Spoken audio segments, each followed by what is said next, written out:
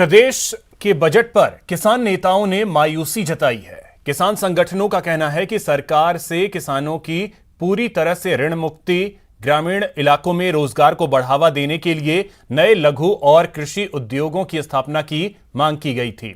वहीं ग्रामीण विकास और खेती को बढ़ावा देने के लिए किसानों की आर्थिक स्थिति को मजबूत बनाना बेहद जरूरी है।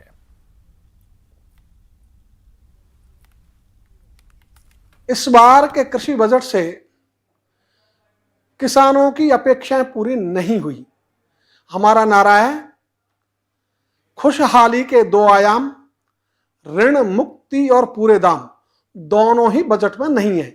एक हमने कहा कृषि में स्वावलंबन और गांव में स्वायत्तता, ये दोनों भी इस बजट की दिशा नहीं है। इसलिए ये बजट कृषि का प्रत्यक्ष बजट होते हुए भी किसानों की अपेक्षाओं के अनुकूल नहीं है।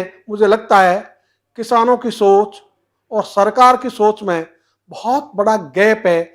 यही कारण है कि किसानों के यहाँ कृषि उपेक्षित है, किसान पिछड़ा है।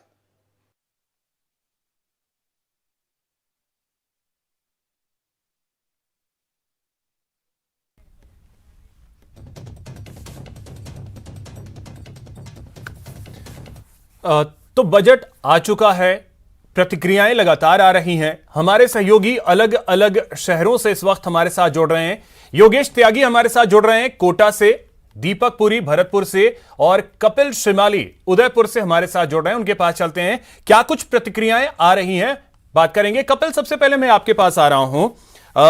बजट आने के बाद लेक सिटी के लोगों की क्या कुछ प्रतिक्रियाएं इस बजट को लेकर?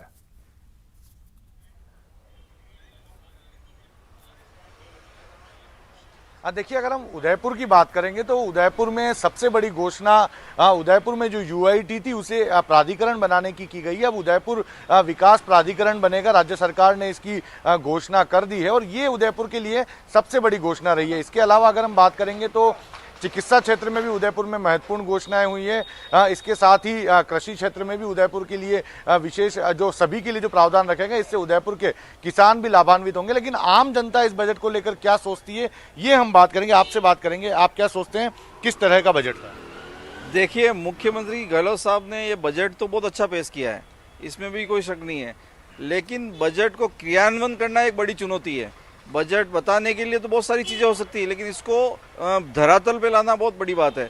और ये जो अच्छी घोषणाएं की है, मुझे नहीं लगता है कि ये बिल्कुल धरातल पे आएगी। आप छोटा सा उदाहरण देखिए कि चिरंजीवी योजना में आपने 5 लाख से 10 लाख रुपया कर दिया है। लेकिन 10 लाख रुपया करने के बाद में कौन सा ऐसा हॉस्पिटल है जो 10 लाख रुपये की सुविधा दे रहा है?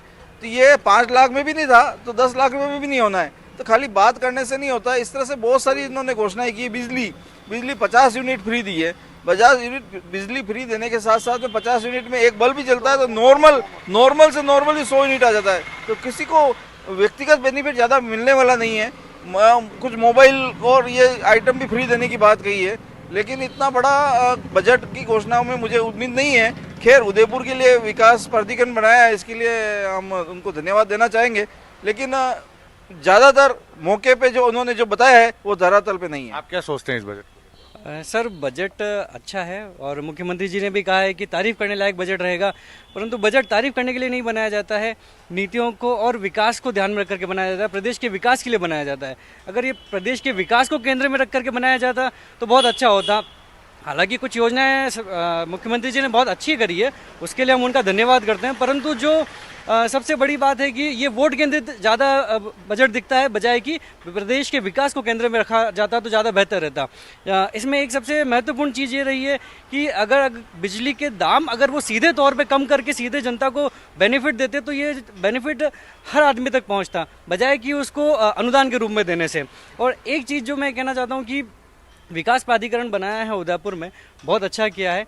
परंतु एक चीज़ जो उदयपुर जिस चीज़ से अछूता है, थोड़ा सा इसको इंडस्ट्रियल हब की तरफ अगर थोड़ा सा मुख्यमंत्री जी देते तो यहाँ पे रोजगार की दूसरी संभावनाएं भी पैदा होती। ये थोड़ा सा एक हमारी डिमांड। आपको क्या लगता है? सर, मैं उदयपुर से अनूप तिवारी। सर बजट तो बहुत अच्छा उन्होंने पेश किया, लेकिन बजट के साथ साथ क्या सबसे बड़ी चीज है कि बजट को अहम बातें हैं, लोगों की भी अपनी प्रतिक्रिया है कि बजट जो है वो प्रदेश के विकास को ध्यान में रख करके लाया गया है और इसका धरातल पे उतरना सबसे ज्यादा जरूरी है। मैं आपके पास फिर आता हूं, योगेश आपके पास आ रहे हैं। कोचिंग सिटी की अगर बात की जाए तो कोटा में लोगों की क्या कुछ प्रतिक्रिया आ रही है बजट के बाद?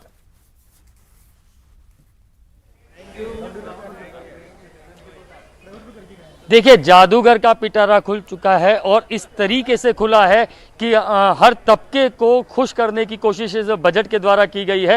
हर किसी के लिए कुछ ना कुछ इस बजट में बेहद खास है। कोटा की जनता से जानते हैं कि आखिर वो कैसे इस बजट को देखते हैं। जो बजट आया है आज, उसको किस तरीके से देख रहे हैं आप? बहुत ही अच्छा है, जनता के लिए बहुत अच्छा हुआ। चिरंजीवी योजना जो थी सरकार ने लागू करी थी पिछले साल 1 मई से, उसमें 5 लाख से बढ़ोतरी करके इस सरकार ने, गहलोत सरकार जी ने अभी 10 लाख कर दी है। सबसे बड़े तो ये बात हुई है, कोटा के अंदर ही इन्होंने जो यूआईटी थी उसको केडीए कर दिया है, तो डेवलपमेंट के और अच्छे से अच्छे प्रोसेस आएंगे आने वाले। कितना मानते हैं कि कैसे देख रहे हैं इस बजट को? बजट में मैं ये देखना चाहूँगा कि जैसे मजदूर वर्ग परिवार है, आंगनबाड़ी हो गई, इसके अलावा महिलाओं को भी देखा गया है। जो जादूगर का जो जादू कहते हैं, जादू चलता है, वो ऐतिहासिक जादू चल चुका है। और क्या लगता है किस तरीके से देख रहे हैं इस बजट को? कितना उम्मीद थी और उम्मीद के अनुरूप कितना बजट? मैं यदि इसको एक शब्द में बोलूं तो आज सीएम साहब ने टोटल छक्का मारा है, जिसमें हर क्षेत्र को, चाहे हम निम्न वर्ग की बात करें, चाहे मिडिल क्लास की बात करें, चाहे एजुकेशन की बात करें, उसमें सारे फील्ड्स को, चाहे इलेक्ट्रिसिटी की बात करें, चाहे स्वास्थ्य की बात करें, सारे सेक्टर में इतना अच्छा काम किया जो शायद मेरे ख्याल से पहले। आपको क्या लगता है किस तरीके से देख रहे हैं बजट? आज का जो बजट है, मुख्यमंत्री जी को मैं सबसे पहले धन्यवाद देना चाहूँगा। किस तरीके से देख रहे हैं बजट को? मुख्यमंत्री चिरंजीवी जो योजना है वो 5 लाख से 10 लाख बढ़ा दी गई है, उससे चिकित्सा सेवाओं में और बढ़ोतरी होगी और युवाओं की तरफ भी ध्यान दिया गया है इसमें, और जो किसान हैं उनको भी फायदेमंद की बात की गई। आपको क्या लगता है किस तरीके से बजट को देख रहे हैं? जो उम्मीद थी बजट से, क्या कुछ वो पूरी हुई है? सबसे पहले तो मैं बधाई दूंगा कि आपको किस जनता की भावनाओं के अनुरूप बजट दिया गया, बहुत अच्छा, एक्सीलेंट। चलिए, तो लोगों की प्रतिक्रिया यह है कि इस बार जादूगर की जो ये पोटली खुली है और उन्होंने छक्का मारा है। कई लोगों की इस तरीके की प्रतिक्रिया है। अब आपके पास आ रहे हैं दीपक, आपसे जानना चाहेंगे कि भरतपुर के लोगों का क्या कुछ कहना है इस बजट को लेकर। क्या वाकई में जादूगर की जादूगरी चल गई है इस बजट के बाद?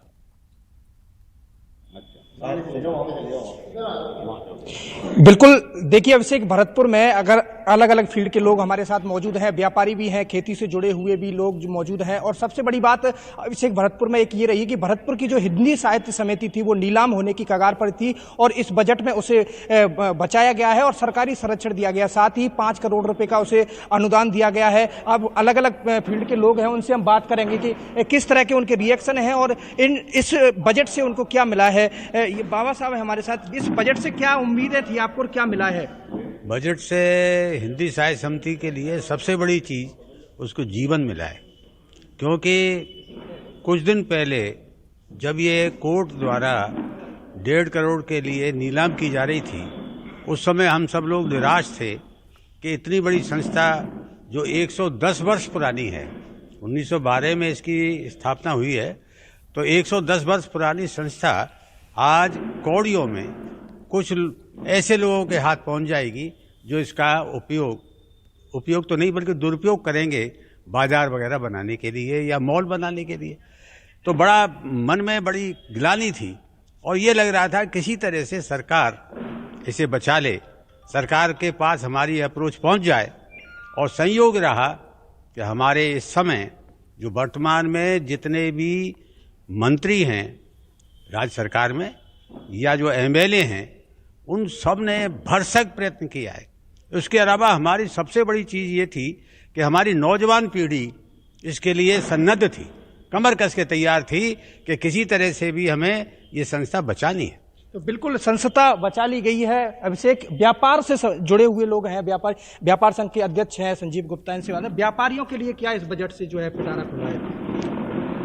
जहाँ तक अपन व्यापारियों की बात करें तो जो मध्यम वर्ग का व्यापारी है उसके लिए तो कोई विशेष रियायतें नहीं दी गई हैं इस बजट में।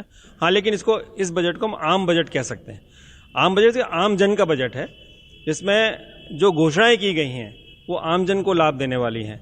हमने अपने व्यापार संघ की तरफ से, भरतपुर जिला व्यापार महासंघ की ओर से हमने बजट में कुछ मांग की थी कि भाई जो मध्यम वर्ग के व्यापारी हैं उनको कम से कम 1 लाख रुपए तक का ऐसा ब्याज फ्री लोन दिया जाए ताकि वो अपने पुनर्स्थापित कर सकें अपने आप को, और जो कोविड पीरियड में जो काफ़ी हद तक गरीबी की स्थिति में आ गए हैं वो पुनर्स्थापित हो सकें। लेकिन वो मांग नहीं मानी गई। ऐसे ही हमने भरतपुर को पर्यटन जिले की मांग की थी कि भाई पर्यटन जिला घोषित किया जाए, लेकिन वो भी मांग ऐसी नहीं है। लेकिन हाँ, पर्यटन में कुछ हद तक फंड्स की व्यवस्था जो ज़्यादा की गई है उससे जरूर कुछ ना कुछ फायदा भरतपुर को होगा, ऐसा हमारा मानना है। बिल्कुल दीपक, तो मिली जुली प्रतिक्रिया है भरतपुर के लोगों की। और पर्यटन के लिए अगर बात की जाए तो पर्यटन को उद्योग का दर्जा भी मिल गया है, ये बड़ी बड़ी बात है। अब एक चीज कपिल मैं आपसे जानना चाहूंगा, क्योंकि उदयपुर, कपिल मेरी आवाज मिल रही है आपको? कपिल, अगर उदयपुर